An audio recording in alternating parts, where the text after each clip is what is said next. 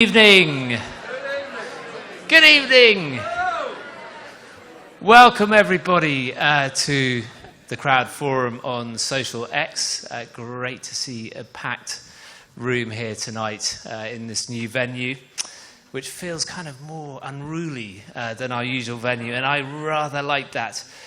This is our 98th forum where we get together to talk about how business can tackle the big challenges of our time, a program that dates back to 2008. And all of this conversation is funded entirely by our sponsors. So it is to them I want to begin tonight with a big thank you. And as it's Valentine's Day quite soon, I thought I'd share a few of the things we love about some of the sponsors who have just renewed their sponsorship in the past week. Firstly, to Acre, we love the fact that you are our longest standing sponsor. We love the fact that you are bringing a very high quality of recruitment to the sustainability job market. To Neighbourly, you're doing really important work connecting business with local communities. We love that you're doing it on a tech platform that gives you exponential power. And we love that you were an early adopter of B Corp. To Giving Force, you are revolutionizing employee giving, again using a tech platform. We love that. And to Natural Capital Partners, you're new to us, and we're looking forward to getting to know you. We've known you for quite a while, back to your origins as Future Forest, and we love the fact that you're now working with clients in 33 countries. So, love all round. But that isn't why you're all here tonight. I do know that. We're here to talk about change, and particularly the rate of change. And those who will remember their maths will remember the symbol delta, which means the rate of change.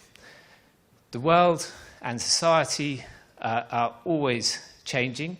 I think what defines our current period is the rate of change, which some refer to as exponential. So we're all getting used to a world where Uber comes along with a fantastic consumer proposition, and in a matter of a few years makes a lot of the traditional cab drivers redundant. We're used to a world where Amazon comes in with a fantastic consumer offer which displaces a lot of traditional bookshops and other retailers, and their new model of using AI in stores may create a new level of displacement of jobs in the retail sector. TripAdvisor is revolutionizing the way we make our travel decisions and is consigning the travel agent to the history book. So, very powerful times in terms of change. What would happen if people who are tackling social problems started to use the exponential mindset?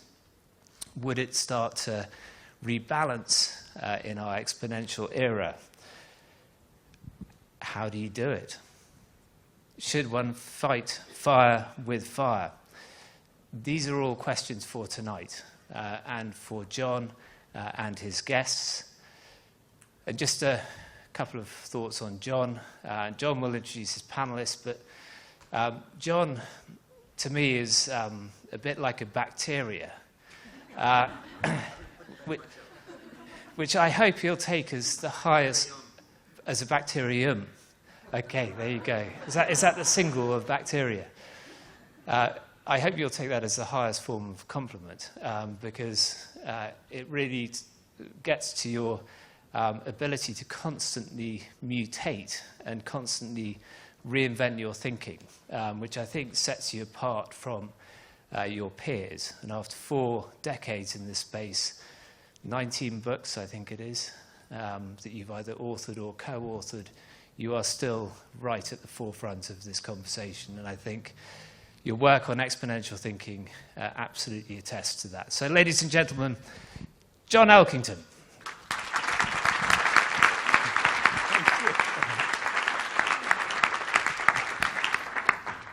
Thank you, Jim. Good evening, everyone. The Wild West was full of characters who moved from one town to another. Once they screwed up in one place, they moved on very quickly, hopefully on a speedy horse. I'm a bit like that. But I have to say, I mean, you're 98, wearing it well.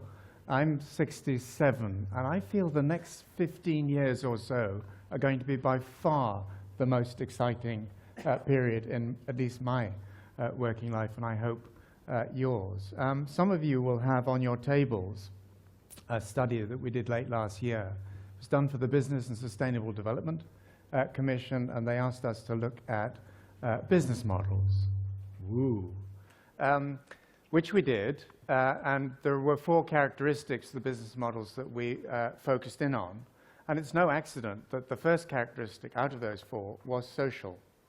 But social, exponentials, are a bit difficult for people to get their brains around. And I should just issue a public health warning right at the beginning of the evening. If you go and see your investment advisor, he or she will tell you what goes up can come down.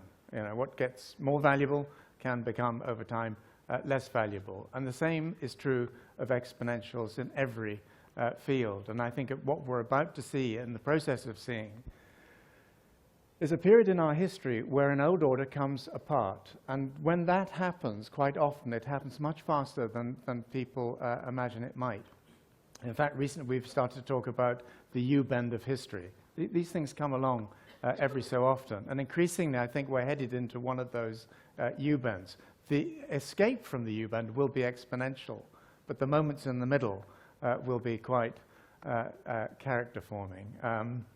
We have a wonderful panel this evening, and I'll introduce them in a moment. Just to give you a sense of the sort of people who excite us at Volans at the moment, I just wanted to show you a 1-minute video, which some of my colleagues, Richard Johnson, Jacqueline Lim, Atlas of the Future, put together. And it wasn't intended for this evening, but when I saw it, I got quite excited. I hope you will be too. The trouble with pessimism and the trouble with despair that comes out of it is that as a response, not only is it useless, it's also no fun. Failure is meant to be not the opposite of success. It's meant to define the true parameters of what real success could look like. I feel very fortunate that I've got this front row seat to watch the next industrial revolution unfold in front of us. I'm not making this up. How can we reimagine the way we deliver value or fulfill a fundamental human need? There is a tsunami of change coming. The poorest child on the planet with a cell phone has access to as much information as the CEO of Google. It's this complete evening of the playing field. The infrastructure we build over the next 4 years will determine the fate of humanity. You can throw your life into solving a problem through business. And then you make big change.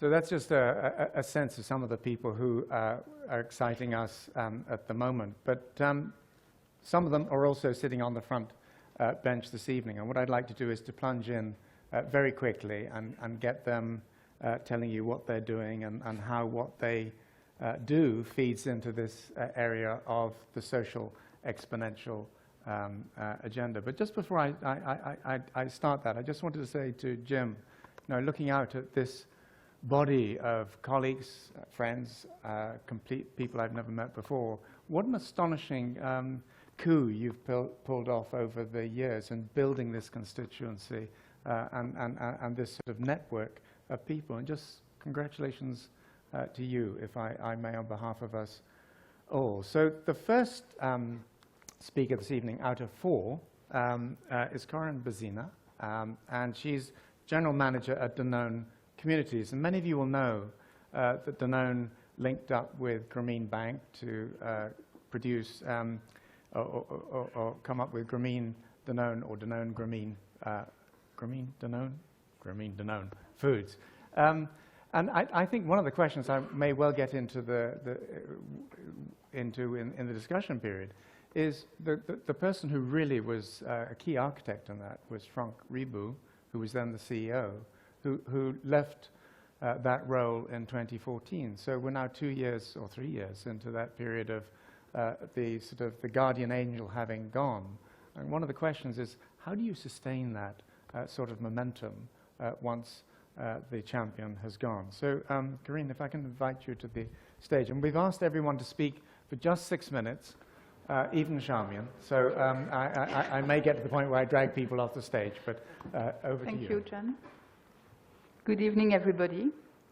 So I'm Corinne, and I'm heading Danone Communities, which is an equity fund that has been created by Danone in order to support and to promote social entrepreneurs.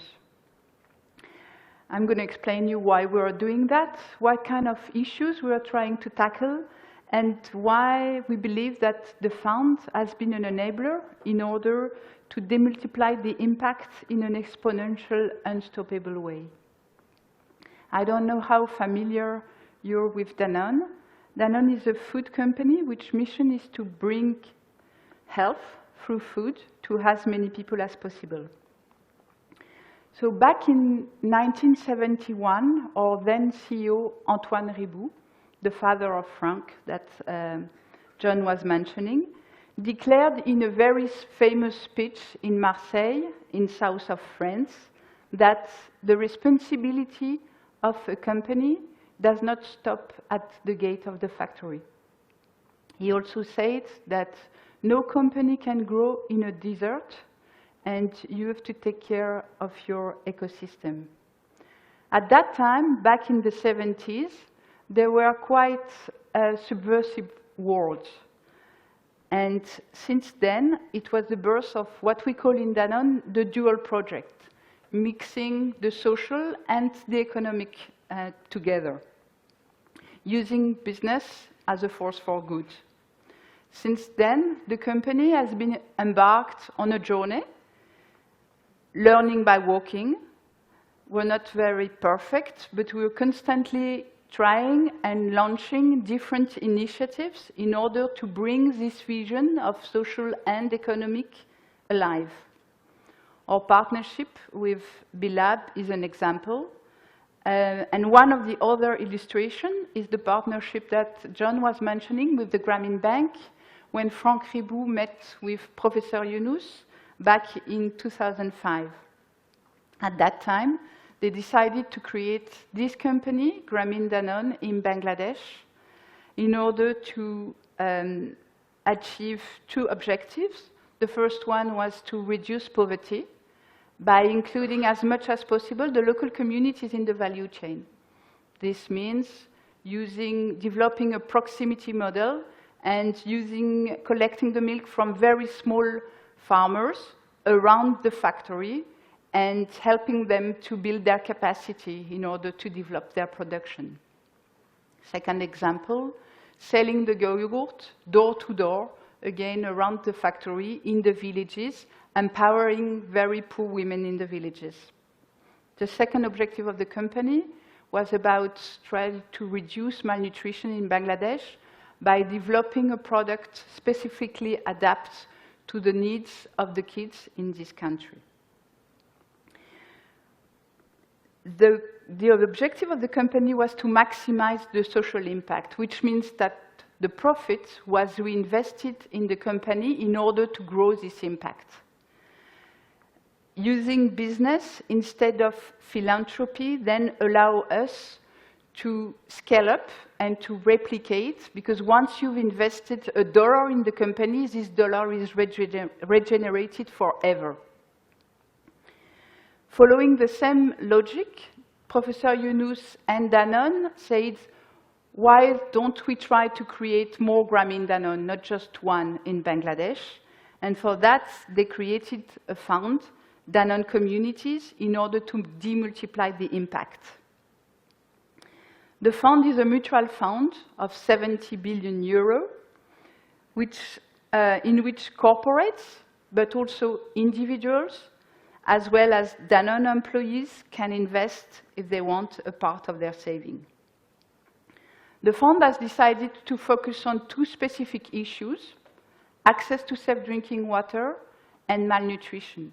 Why did we pick up these issues? First, because they are big issues. There are more people in the world that have no access to safe drinking water than people that have access to a mobile phone. So 2 billion people do not have access to safe drinking water and malnutrition. These are big issues. And these are issues that are on the agenda of the SDG. The second reason is that if those issues have not been solved yet, there might be a reason. We believe that one of the reasons is that they're very difficult to crack, and they need a coalition of actors in order to crack them. That's why we believe that will come when we think we can add value to these issues together with others, and we pick up the issues where we believe that Danone can add value by using the expertise that we have in the classical business, using and leveraging what we know in the water division and the food division. The funds support the local entrepreneur and will bring financial means as well as a minority shareholder, as well as expertise, gathering and sharing the learnings of different countries in order to accelerate the scale-up and the impact. So, for example, we are supporting businesses that are bringing access to safe drinking water in rural areas using a decentralized model, installing mini plants, purification units in a village, and then through a proximity model and a franchisee model selling around those factories. There are businesses like this in many different countries in the world, in Cambodia, in India, in Mexico, in Ghana. I've seen a lot of them. All of them are trying to find a solution in order to monitor those mini plants that are scattered around the villages, which are very difficult to access in some emerging countries. So what we are trying to do now is to put all these businesses together and help them develop a technological platform so that they can monitor in an easy way their businesses. There's no need to reinvent the wheel in each part of the world, and it's a way to scale up the impact much more quicker. Today, Danone Communities is impacting more than 1 million people throughout the world through 7 ventures in 7 countries, and some have already reached financial sustainability. But more importantly, the classical business of Danone is now involved in such initiatives and can amplify them with the 100,000 employees that Danone has around the world. Many corporates have initiated similar funds following the inspiration of Danone. Many companies have been replicating Grameen Danone model, or at least part of it, in different countries. And several millenniums have been studying Grameen Danone business case and have shifted their minds and their aspiration to exponential business models. So I think this is also the way that we will reach a bigger impact together. Thank you.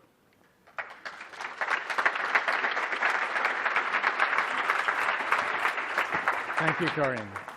Thank you. We're going to have a discussion panel when the 4 panelists have all said what they've got to say, and then we'll have a question and answer session as part of that. But what I'd like to do now, and there's a very natural bridge between what Corinne's just talked about with Danone and the B Corporation movement. I just wanted to welcome to the stage Charmian Love, one of my favorite people on the planet. Just get on with it. And just as I do it, it was only when I went onto the internet today to look at the status of the B Corp movement around the world, I realized that sort of you, or we, are now over 2,000. So that's really quite remarkable. We are. Over to you. Thanks, John. Wow. I have to say, this is so amazing to be in this room. It's cool to be in a different place than where the crowd events often happen. It's got a really nice vibe in here. And I have to say, Karina, every time I hear the story of Danone and Grameen, it just kind of sets me on fire a little bit, because I think it represents so much of where and how businesses are changing. And they are using their businesses as a force for good. So when we launched B-Lab UK, here in London back in September of 2015, we had a message. And our invitation was to bring together people who were interested in the topic of change is coming. Yeah, that was our call, change is coming. But now we're here in 2017, and I think we can all agree that change isn't just coming. Change is happening. It's happening right here. And we can pick it up all around us. It's palpable. It's tangible change. We see it in our news feeds on social media, right? We see it in the newspaper headlines. We probably hear it when we're on the tube on our way home, or in the pub, or even having conversations with our family. And I think it's also so palpable, so touchable, that it's something that we can feel in the air, right? You can smell it. You can almost taste the level of change that's happening. And I really agree with a lot of the stuff that is in the report that many of you have in front of you around breakthrough, that the change that's out there that's happening feels different because it is different, because it's a systems change.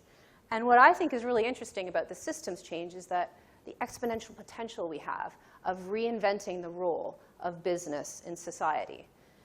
And that's really what B Corp and B Lab is really about. It's about this idea of how we can mobilize businesses to be a force for good. So if B Corp, if we want to place ourselves by recognizing where things have been in the past. In the past, we know businesses have been in business to maximize the return they give to shareholders. And today we're in this unique place where actually we can lean into this concept of reject the binary. And what that has to do with is to recognize that, you can have, in the past, you've had profit on one side and purpose on the other. Today, we're in a place where those two things can operate simultaneously with one another. It's like a both-and equation rather than a one or the other. And what's really exciting about that, I think, is really the change that we can see happen around systems. So, for example, if you're a business and you have a really, really clear purpose that's focused on positive outcomes, then that is the kind of thing that we can use to fuel and enable greater profit. And if you're enabling profit through the creation of those positive outcomes, then how awesome, because that profit then becomes fuel to create even more positive outcomes as you go along. So you can see this is the virtuous, and I would almost hazard to say exponential cycle that we can get into. Now, what are B corporations? For those of you who aren't quite aware or are still a little bit fuzzy on what a B Corp is, I'm going to take just a minute to go through just the very basics. It's essentially a process where you go through to certify your business, your for-profit business. And that process involves looking at both your operations in terms of how you run your business, sort of what are your day-to-day activities, but also it has to do with what your impact business model is, sort of what your business is in the business of doing. Now, assuming you meet a minimum threshold on this sort of standard that's been globally developed of 80 out of 200, which I know doesn't sound like a lot, but I can tell you is really hard, having gone through it myself. Once you get a minimum score of 80 of 200, then you move on to the next stage. And the next stage is around really locking this in, like hardwiring this into your business. And you do that by actually changing your legal documents. This is about integrating into your articles language. That means that your business is putting stakeholders and shareholders on an equal basis. So that's the really interesting thing about what B Corp is all about. Now, the way in which B Lab UK and B Corps operate globally, our solution that we aim to do is to identify and to certify and to spotlight and to celebrate and then to support these businesses that make it through this journey of certifying as a B corporation. Now, we're lucky actually in this room because actually there's a whole bunch of certified B Corps. Can I just get, where are the B Corps? Do you want to stand up just so we can see you? There's Nick. Oh, there we go. A few of us around. Thank you, Richard. And we also have, as Corinne said, some wonderful partners of B Corp. So Danone has been one of our global partners. So we're very grateful to have them a part of this journey with us. But the topic that we're here to talk about today, change is happening, is actually about business models. And I thought I'd take just a quick minute to dial in on one part of this part of the certification process we go through, which is to really understand the business model side. Now, B-Lab has spent a lot of time going around and collecting and trying to understand what are the different impact business models that are out there. And they've codified a whole bunch of different models. Here on the slide, you can see these are just 4 examples of some of the impact business models that we have here in the UK. We have the big issue, which is awesome because it's providing labor opportunities, a labor market for those that otherwise have been economically excluded. That's their business model. We have carbon analytics, which is a business that designs services to help companies and other organizations really understand how to manage their carbon footprint.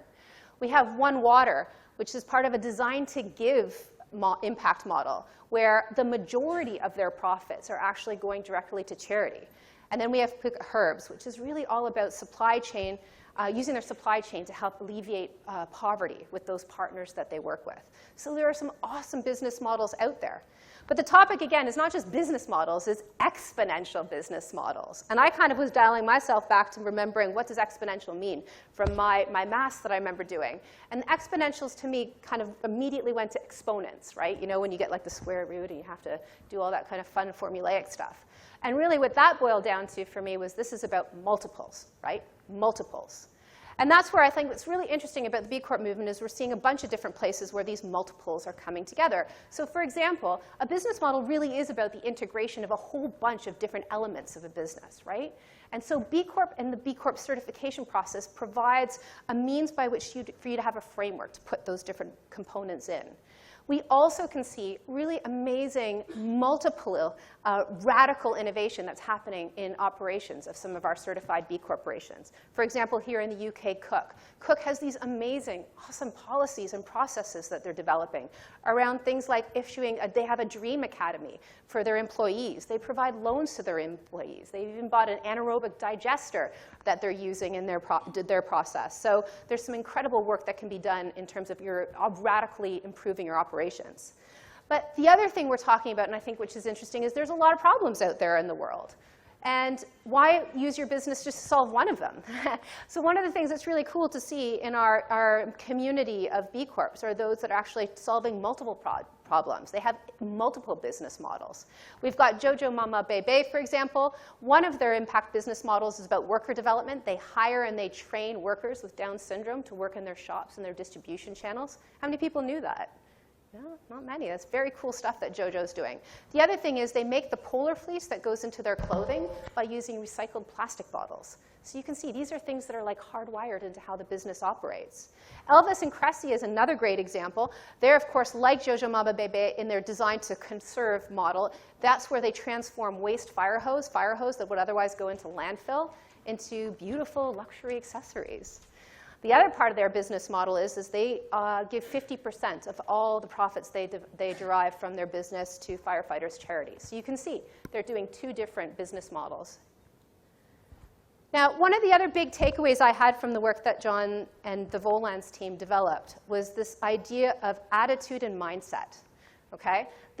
We have to move to a place where we're not just thinking about negative externalities anymore. We need to be focusing on positive outcomes. We need to be focusing on where and how we can channel those mindsets and attitudes that will help us create more positive things in the world. Now, my word for 2017, as John knows, is a word that I've picked up from some friends at Grant Thornton called heliotropy. Has anyone heard of heliotropy before? Excellent. Oh my gosh, I'm seeing a lot of heads nodding. That's great. Well, heliotropy translated is essentially it's a principle from botany, which is that we grow towards the sun. And I think that that's a really interesting principle for us to be all holding on to right now as humans, right? Because there is a lot of change that is happening around us right now. And sometimes that change can feel really complicated. And sometimes we can feel really unsure about what we need to do. But I think what I'm trying to take on board myself in these complicated and confusing times is to look for the positives, to look for where those areas of growth, warmth, liveliness, energy, to use Rick Ridgway's line from Patagonia, one of our other B Corps, where there is some fun, because there is out there. And what I really truly believe is that we will go farther and we will go faster if we're focusing on the areas where there's massive levels of opportunity, rather than getting hung up in the negativity in the places where there's too much fear. right? Now, my glass is overflowing, always, always. So heliotropy is something that I'm really sort of taking seriously this year. And the places where I'm seeing sun right now is, as John said, we have 2,000 certified B corporations right now globally. Each of them have a special story around what they're doing and how they're doing it. But we also have so many other global partners that are coming and getting involved in this movement, be they big multinational companies. We have investors and other intermediaries. There's also a really interesting fact for this group in this particular room that I think is interesting, which is last time I looked, the unicorn list, you know, the list of companies that have over $1 billion of market valuation. Currently, there was 3 certified B Corps on that list last time I checked. And we're also seeing the market starting to recognize what B Corps could potentially represent. So last week, one of our certified B Corps and benefit companies, Laureate Education, actually went public at NASDAQ, and it raised $490 million in a day. So I feel John's presence here. I know I'm going to have to get off, but just to end and say, I'm really excited about what the opportunities are that B Corps represent, and I think if anyone else is interested in what this idea of heliotropy and business as a force for good, check out the database. It's all online. You can see 2,000 stories of these kinds of businesses, but also go online and try the assessment yourself, because that's the best way to get on this journey. So thank you. Thank you. Thank you. Isn't it interesting, or at least I find it interesting, our first speaker from France, our second from Canada, our third from Denmark, and Suzanne, thanks very much for flying in from Copenhagen. I said right at the beginning, when I began to talk about exponential mindsets, is that exponential dynamics don't just take us upwards, they take us downwards. And one of the things that I really admire about Novo Nordisk, and Suzanne will talk a little bit about the company, is the work that you've done on obesity, chronic disease, and diabetes. And in many ways, that's a set of exponentials that are taking us very much in the wrong direction. So we very much look forward to hearing what you have to say. Thanks, Suzanne.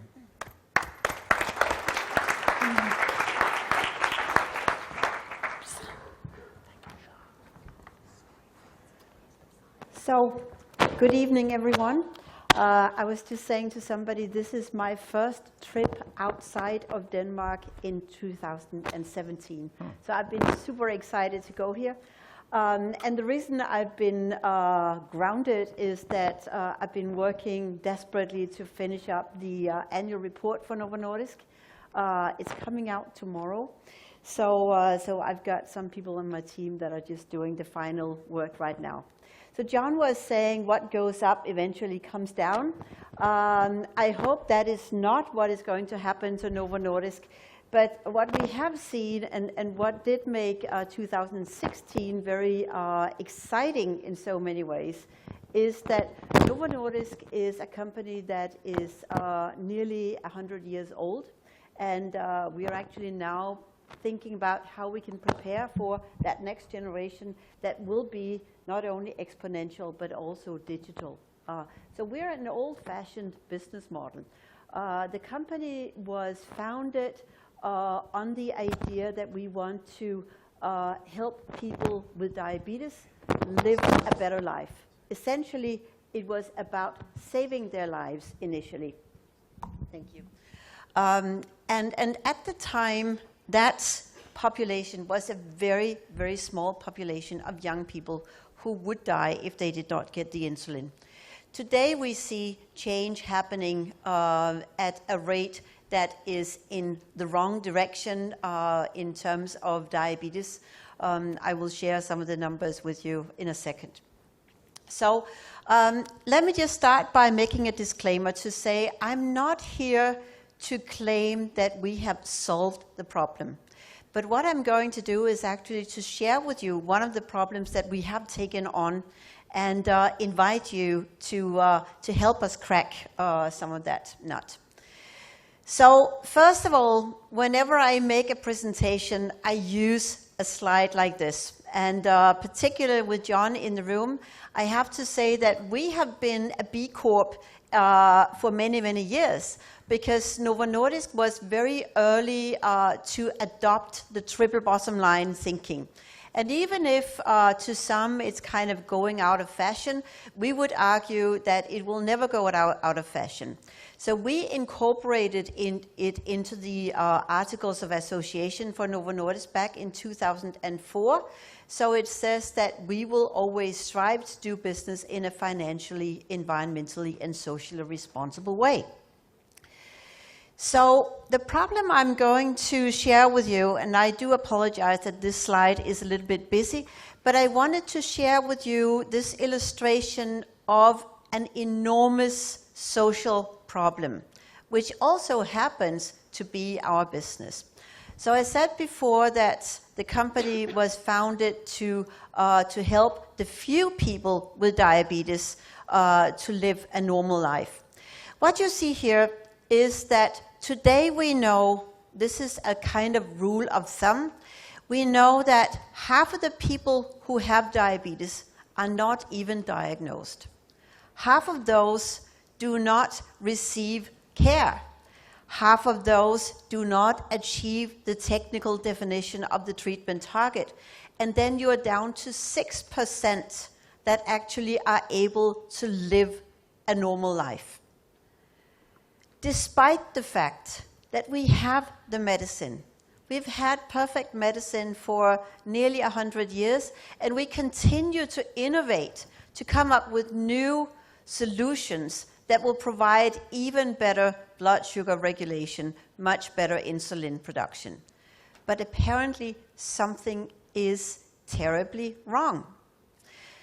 So in these times of change, we experience in many countries that in order to be allowed to sell our products in the market, we have to establish local production. That's what we are doing in Russia, because if it's local production, we can then proceed with selling. Here in the UK, as you know, you have your own ways. So we also have to find ways of investing in local production in the UK. So last Monday, we announced a collaboration with the University of Oxford with a professor called John Bell, where we are going to invest about 115 million pounds to do more research into type 2 diabetes. And type 2 diabetes is what gets exciting here, because that is very much associated with lifestyle choices, and it also speaks to the nutrition challenges that we see. So what are we doing about this? Well, we do a number of things. And since I only have 6 minutes, I will only share a few examples. So first of all, what we need to do, of course, is to make sure that people get diagnosed so that they can get the treatment. The next one is to make sure that when they get the treatment, that they get a better outcome. And thirdly is to address the new challenge, which is what we call urban diabetes. So I will just go quickly through a few examples. So here is our headache. What we have here is the part of the world that we call international operations, which is the entire world except for North America. And here we know that there are 384 million people with diabetes, and we are only treating 5% of them. So Novo Nordisk is actually a market leader. We have the world's biggest production capacity. We could provide insulin for these people if only we could get the distribution going right and we could reach out to them. So this is where we have a systemic issue that requires solutions that involve not only our products, but also governments, healthcare providers, and of course, people in the public. So if you just look at this Toblerone, you will see there's a huge potential. So one of the ways that we are going to address that is to tap into the Sustainable Development Goals and to partner up with governments that have to come up with a national action plan on how to provide good health and well-being for their populations. Because a large proportion of that will have to be an action plan to tackle type 2 diabetes. And type 2 diabetes is associated with overnutrition as well as undernutrition. And I believe that you all know that obesity is actually today a bigger problem than undernutrition. Then the other example I wanted to share is tackling urban diabetes. So what we know is that people move to cities. They do so for opportunity, for jobs, for social comfort. And what happens is that increasingly, as people move to the cities, they also get diabetes. So cities are actually ticking bombs in terms of getting you into the risk zone of diabetes. Why is that? Well, because we don't walk, we drive, we eat different things. And I would say here in London, if you do choose the right things, of course you can have a healthy diet. But the majority of the population does not. And that majority is our customers. So what we've done is to collaborate with a number of cities, and we are taking on board a few cities each year, to work with local governments, work with the mayors, because we've just learned that it's not possible to drive change through the very top, through presidents, at least not these days. So what we can do is work with city governments, and through that we gain access to a number of different stakeholders. It doesn't drive our business, but we do believe that it will drive a change that will go in a direction towards healthier living in these cities. So I think that was just an appetizer, and I look forward to the discussion. Thank you so much.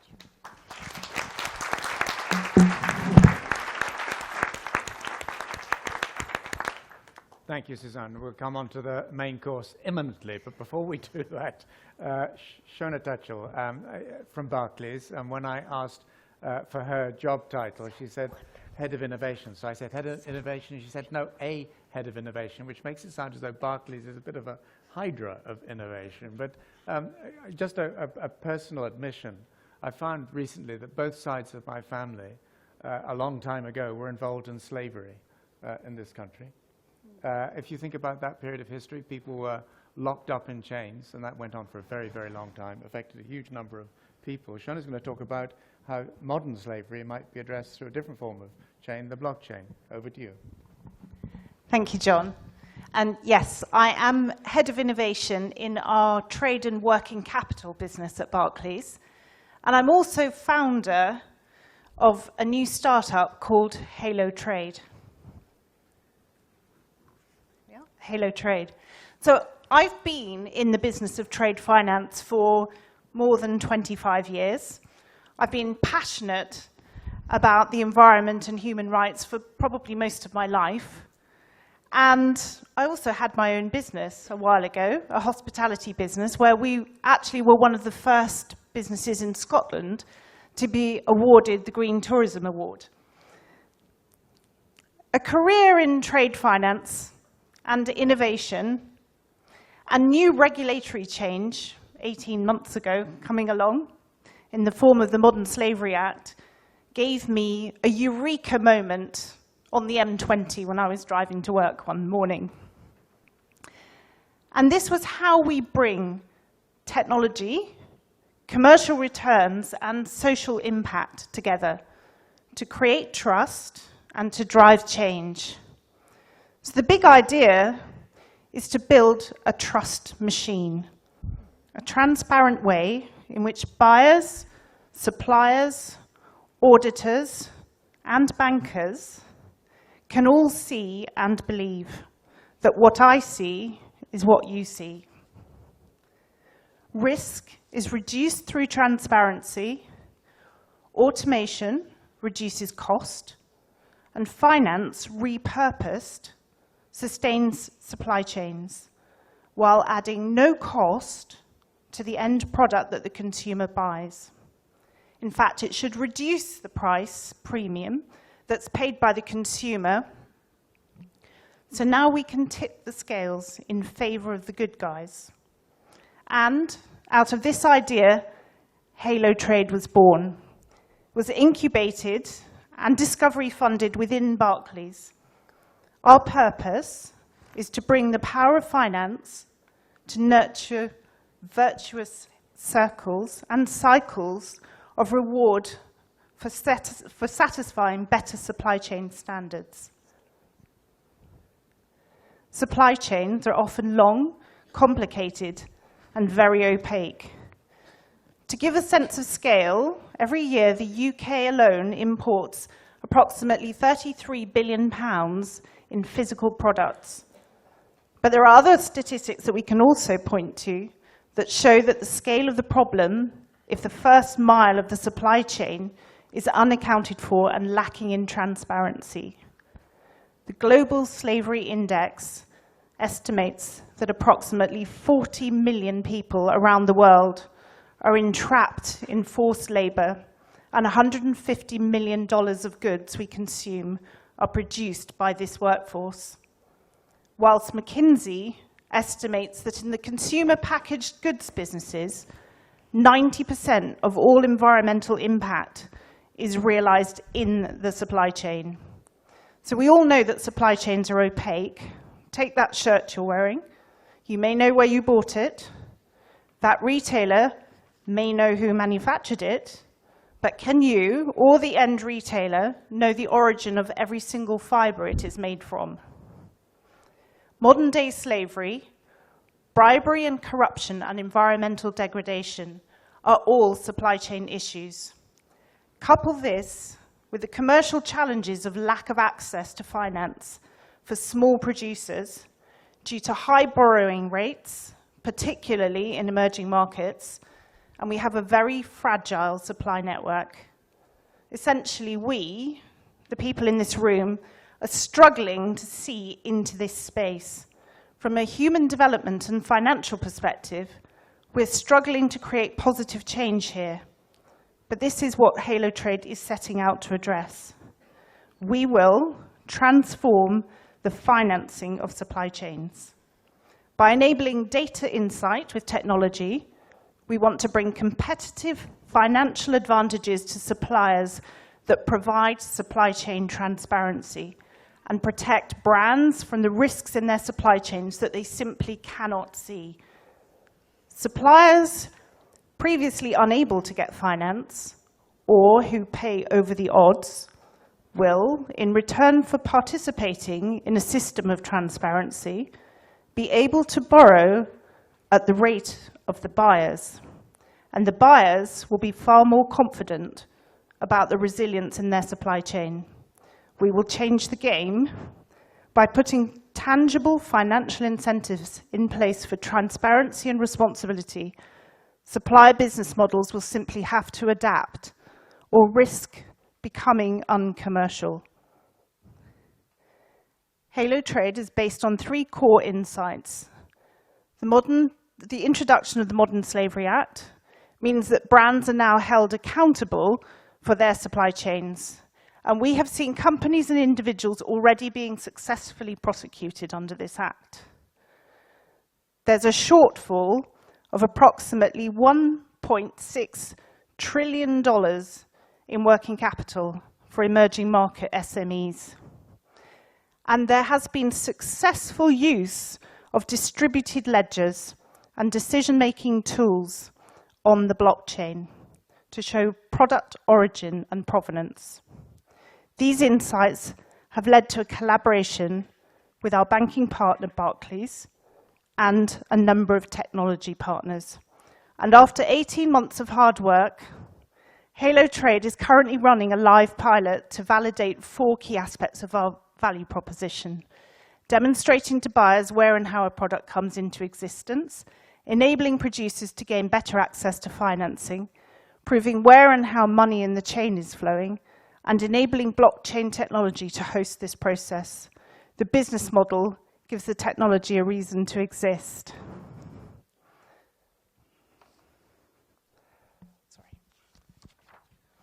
So why will Halo Trade be an exponential solution? Scale and commercial value will, as ever, be the answer to the success of this. But scale and value alone misses the wider point here. These are understatements when considering that halo trade must be exponential to be a workable solution. Those relevant for the business models include operating from the middle out, be driven by a range of emergent outcomes, think complexity, innovate collaboratively and openly, plan from beyond the horizon, embrace risk and encourage challenge, design in resilience, and actively seek disequilibrium. Much like the beaver builds his dam, he influences his environment and he creates a whole ecosystem around him to be successful. So if we're going to change the world we live in through innovation and emerging business models, then solutions need to be systemic. Barclays have a strategic imperative to develop the future of banking with products that deliver social and commercial value. Halo Trade has benefited from this strategy, having been the first supported by Barclays, attending the 2015 Entrepreneur Lab at the Oxford Side Business School. And through this, Halo Trade has developed a strong business case. With further engagement with institutions such as the University of Exeter Business School and getting involved with events like this, we've formed a great team and an ever-growing network of collaborators, partners, and advisors. This was reflected in us being awarded discovery funding from Barclays' Social Innovation Facility after winning the entrepreneurship competition in April 2016 and gaining a place on the Barclays Techstars Accelerator as an external venture at the start of this year. Through this Techstars Accelerator and the extensive network it offers, we're now spinning out and finding new places to grow. We need all the collaborators we can find to be part of nurturing a world where everyone is better off.